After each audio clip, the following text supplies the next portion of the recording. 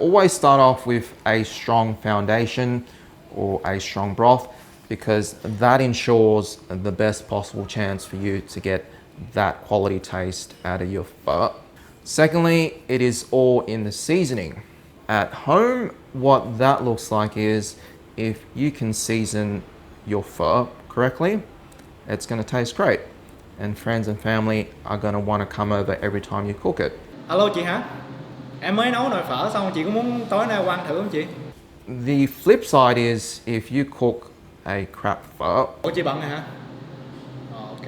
all of a sudden people have plans. Chị bận rồi em ơi, bữa khác nha. Sorry anh nha, em bận rồi. No one's going to turn up. Ủa sao chị bận nữa hả? They don't have the heart to tell you that your pho sucks. Nấu phở dở như gì mà đòi rủ người ta qua ăn. Thôi nhá. But if you follow this video, if you subscribe, you're going to be that popular friend, auntie or uncle who can cook a great pho. What I wanted to do today was reshoot this restaurant style pho recipe that you can cook at home. We're going to do revision 2, and I wanted to keep this video shorter, sharper and more concise. And today I'm going to retweak the seasoning for it and show you one trick at the very end which will really help you get the best out of your pho broth.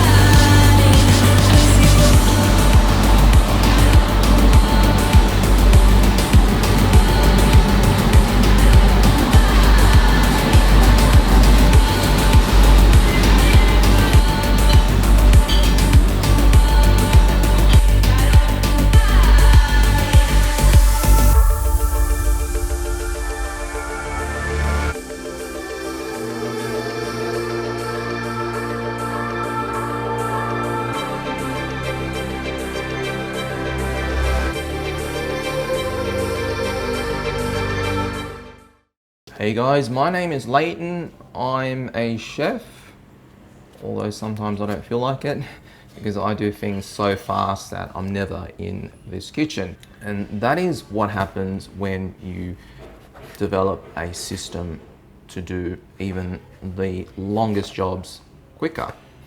And if you look at any of the Vietnamese dishes, pho is always the longest dish to make. But I've developed a way to make it so fast, which I call the blend method.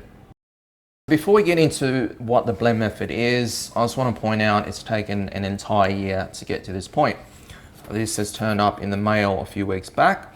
It is from Google AdSense, which allows me to receive my first paycheck from YouTube. And it's not much, but it'll allow me to pay for all the food that I review in the next month, or a couple of polo shirts. And it's pretty exciting, because if you imagine working an entire year without getting paid, you put in the hours, put in all the work, and it's demoralizing because you're not being recognized, and the best way to be recognized is to get paid, right? And mind you, I have not even opened that envelope, and that is because YouTube isn't my main profession. I've got a real one behind me, but things are getting exciting. The blend method just means creating your bone broth, which is the foundation for your pho, on a day off. what that looks like at home is, if you're planning to cook a pho on a Friday for your family, you'd create this bone broth on any other day apart from Friday. So that when it comes to Friday, you can blend this bone broth into a pho. Another way to look at it is if you walk into a bar and you order a vodka with lime and soda, the bartender just needs to take the glass, pour a shot of vodka and the soda and the lime. He doesn't go out the back and starts distilling the vodka, does he? It's already there. And that is the same principle when it comes to this blend method. Because at my store, when the bone broth is done, I store it in these pails so that when I want to blend it into a pho, it's already there. So one of the biggest advantages of this blend method is you can store your bone broth in the fridge or freezer, in a jar or some kind of container, so that on the day that you want to cook a pho, it is not so psychologically daunting. Because if you're busy, life gets in the way, and even for me, there are days when I don't even want to cook a pho. But thank God I've got this blend method which allows me to do it very quickly. So at a domestic level, if you can cook a great pho very quickly, you saved yourself a lot of time over another person who's doing it from start to finish, simmering the bones and trying to turn it into a pho on the same day. Have you guys heard of the term DTF? Sorry. You hear it often on Tinder or dating websites where he's DTF or she's DTF. And with this blend method, I'm going to introduce you to a new term. You're DTP. You're down to pho anytime, any day of the week. Does that make sense? Two things that I wanted to stress in this video, and I hope it sinks in. It's probably the most important points of this entire video, is to always have a strong base, a very strong bone broth. And that means using a lot of bones and not diluting it too much, or not nook, which is the biggest crime that a lot of restaurants commit. They're always cutting their broth down for more profits. And I've seen this too many times on this channel, on my pho reviews, and I'm sure subscribers out there will know what I'm talking about, because among all the pho restaurants out there, there's a lot of bad apples. But at least on this channel, I have a better chance of instilling that honesty and wisdom on people at home, because when you're cooking for your friends and loved ones, you're going to do an honest job, right? You're not going to be dodgy and cutting corners because profit isn't involved. So Vietnamese people have a very simple formula. Nem is the Vietnamese term for seasoning, and dở means it's bad or it sucks. So if you nem dở your pho là dang tiệm, dang means to close down. Customers aren't going to come. They're going to go to other restaurants that taste better.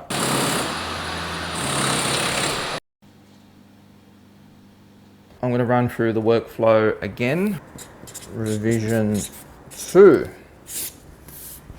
Alright, so quickly going over this recipe again, we're going to need 2 brown onions, a small piece of ginger, but this time we're going to add in half a garlic. We're going to roast it with the onion and ginger as well. And I don't think any recipe tells you to do this, but I find garlic is the natural flavor enhancer. And the other change I wanted to make is, instead of using 1 kilo of brisket, we're going to reduce it down to half a kilo.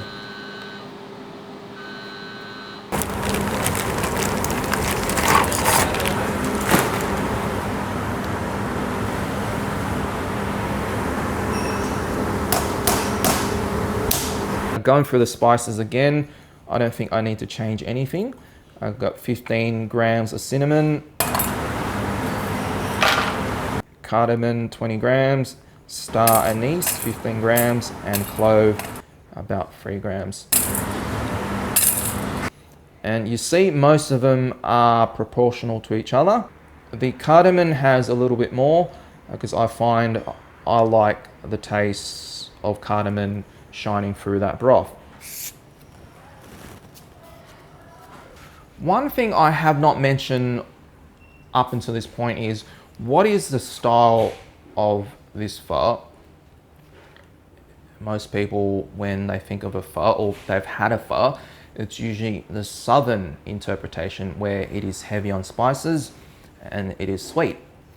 That is what most people know.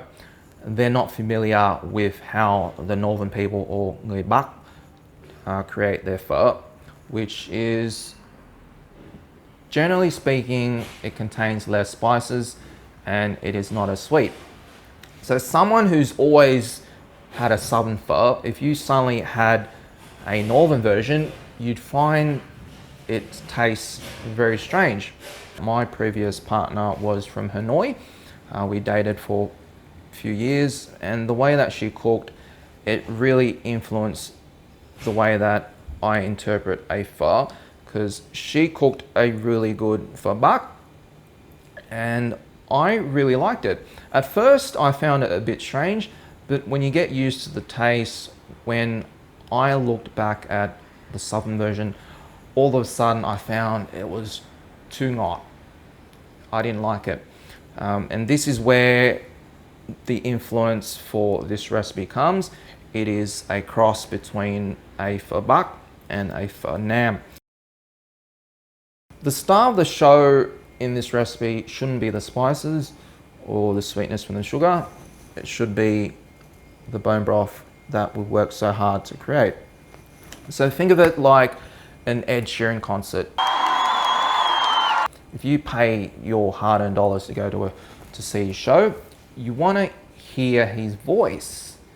But say, for example, someone in the audio room, they accidentally turn up the volume of the drums or the bass. That is overpowering his voice.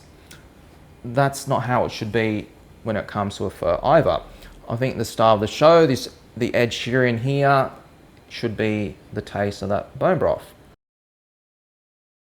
Going through the seasoning, same deal. Pre-seasoning, we're going to need rock salt, rock sugar,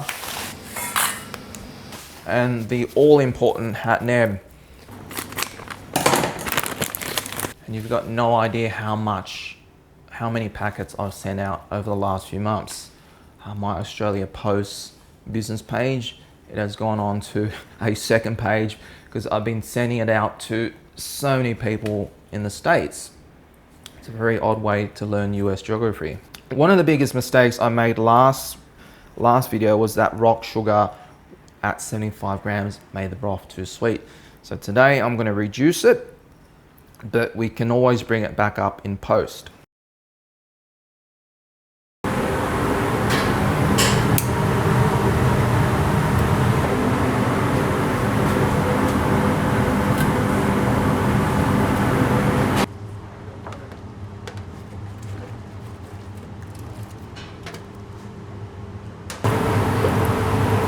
Alright, so what's happening, I'm going to take the broth we're going to use today, the beef bone concentrate, straight out of this batch. Even though this one's got 5 hours to go until it reaches 24 hours, but that's alright. Alright, the next thing I'm going to do, I'm going to skim some beef fat off the surface, and then we're going to sear off our onion, ginger, garlic.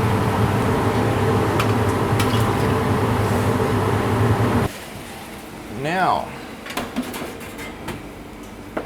this is what our onion and ginger garlic looks like after it's been roasted in the oven. I'm going to give it a second grill over some charcoal.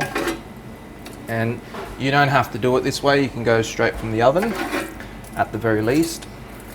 Just don't straight boil your onion and ginger, This dad is very lazy, and you wouldn't believe how many restaurants do it. I'm gonna sear off the brisket.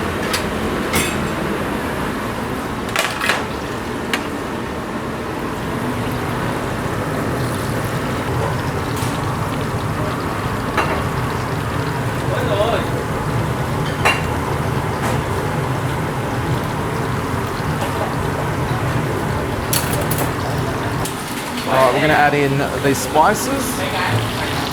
And one very important thing to remember is we're only lightly frying off the spices. Don't have your temperature too high, because if you do, what's going to happen, you're going to burn the spices, especially the clove. And if you burn it, you're going to have this really bad aftertaste that infuses into the broth. And already that smells very, very fragrant. Let me go over and grab our broth.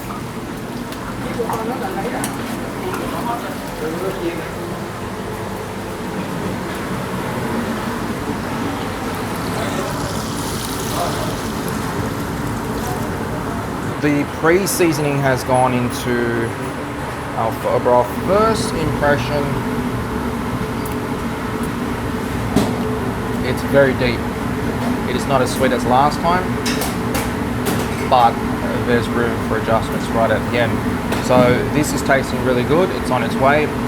It's lightly salty, but nothing to panic about, because we're going to make some final adjustments during the final adjustment stage.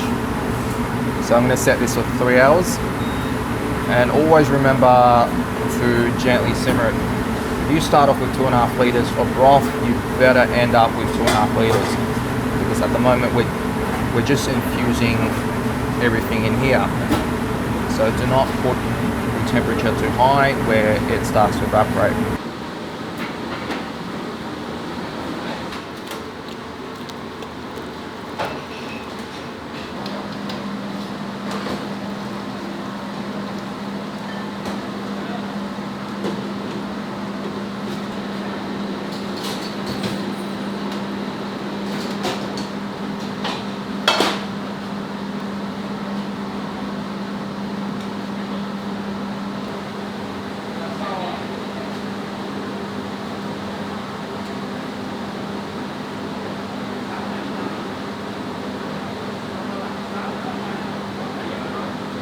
So I've strained the pho, and now I've added about half a litre of broth to bring it back up to 3 litres. And what is happening here, the taste of the broth is very intense, and I'm dialing it back with some beef broth. So always have some spare, because you never know when you're going to need it. I'm adding in 15 grams of rock sugar during this final adjustment stage. And remember, right at the very beginning, I deliberately reduced the sugar content of this recipe. The last time I put in too much, put in 70 grams, but I reduced it to 40 grams, and I'm feeling it's slightly under, and I'm bringing it back up slightly. Okay, the last thing I'm going to do is add in my fish sauce. I've got 1 tablespoon, followed by a teaspoon of red butter. Now you can use, now you don't have to go fancy by going 50-50 like I've done. You can just stick to the squid brand. That's perfectly fine. This is the finished product. I've done my final adjustments. I've added the 15 grams of rock sugar and the 1.5 tablespoons of fish sauce. And this is what our batch looks like today. If you watch my previous video, you'll notice the color of this broth looks identical to last time. And that is one of the features of my pho. Every single batch looks the same because of the way that I do it. So I'm gonna have a final taste and just see if everything is good. straight off the bat, it is intense. And I'm going to show you a quick tip on how you can tell that a broth is strong. And what it involves is counting to 3 seconds. If you can do that, you can do this technique. And what you want to do is, as soon as you have a taste of that broth, just count to 3 seconds mentally in your head. If by 3 seconds there's still some kind of taste in your mouth, that means the broth that you're having is good. Now, yesterday I had an udon at this kiosk in a shopping center and it was dreadful. Blech. If this broth had any effort that was put into it, the taste would linger on your tongue. I could have sworn it was just boiled water with a packet of soup base because there was no taste. And I did the same technique. I could only count to 1. And at 1 second, I registered the sweetness of the artificial flavors and enhancers. And straight after that, it dropped straight off and there was nothing that lingered in my mouth. So that is something you can take along with you the next time you're having a pho, just to gauge how strong and how honest that broth was. This is an excellent broth. It's got so much body to it, and if you count to 3, if I was to draw a curve, it's got this long finish, this laid finish that you're chasing. So I'm extremely happy with how it's come up. It's almost identical to my last batch, except it is not as sweet. The natural flavors of the bone broth is really starting to shine.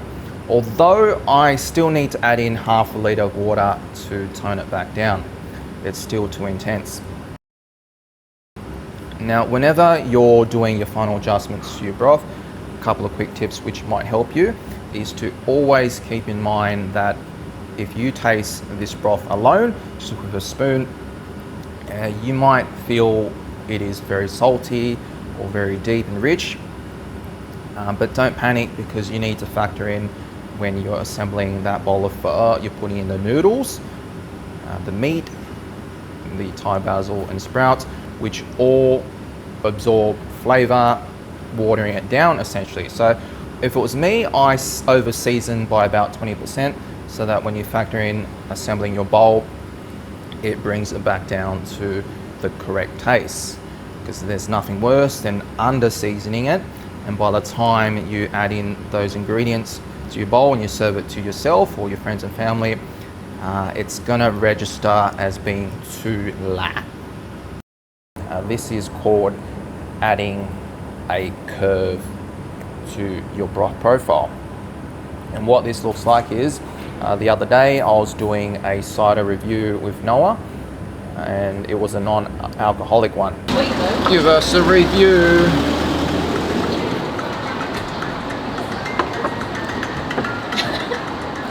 Have a try.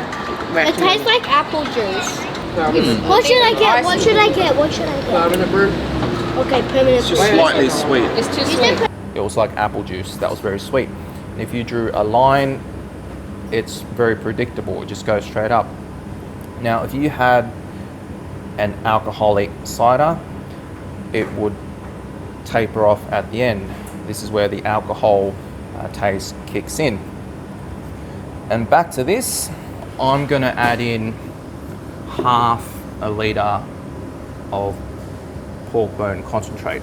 Adding in that pork stock right at the very end is a common technique.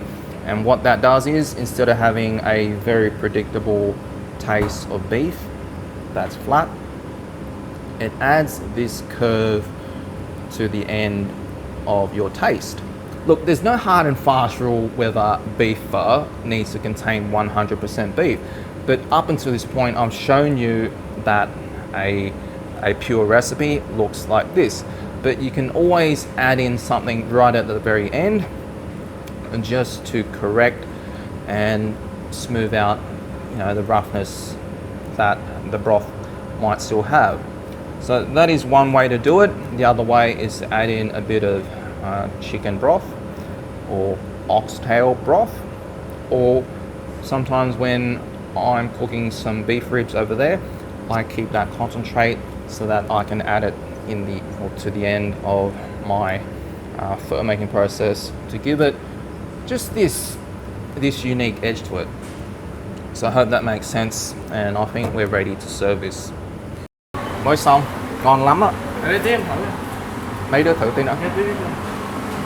Ngon lắm à. Ngon lắm, bảo đảm. Cái này là round 2 của cái phở tutorial mà anh dạy mọi người vòng thế giới để nấu phở ngon hơn. Thì bây giờ anh muốn mỗi đứa thử cái nước phở, và trong đầu của mấy đứa đếm tới 3 giây. Nếu sau 3 giây mà nó còn một cái vị, một cái ấn tượng mình là anh làm đúng. Nó ngon anh. Ủa? Chưa kịp ăn. Ok. Ngon. Còn aftertaste. Ngon. Phở ngon, cho miếng đó. Miếng.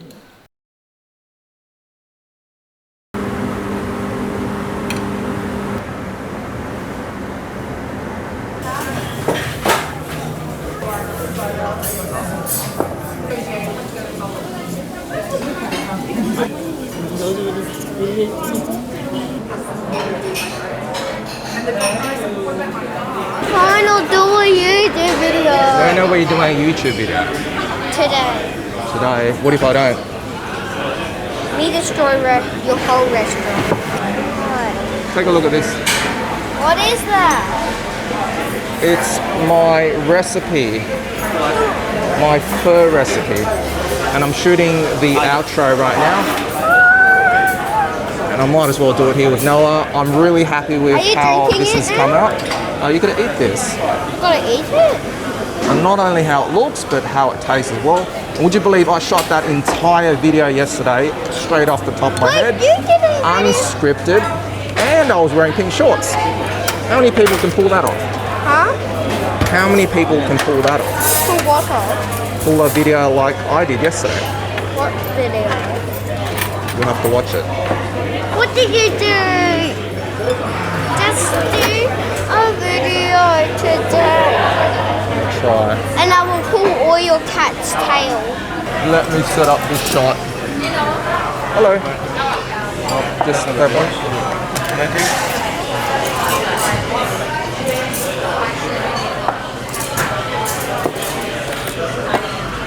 This one, you ready?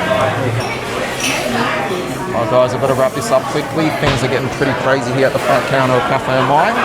So I'm really happy with this recipe. I recommend you do it exactly how I've done it. Follow my downloadable PDF guide. There's so many times I get interrupted. Hello. Hey, wait. Could I get three tofu bun men? Yeah, so follow the recipe exactly how I've done it, and then next time you can always adjust it, which then turns into your own recipe. Hello. I had a phone order for a coffee. Yeah, I'm completely losing track. So make sure to subscribe if you like my style. This is not the last time I'll be doing this type of content. In fact, I feel more confident than my last one. My first tutorial, I feel it was a little bit too formal. But just like with anything, with more practice, you get better at it. So smash that like button, and I'll see you guys in my next video.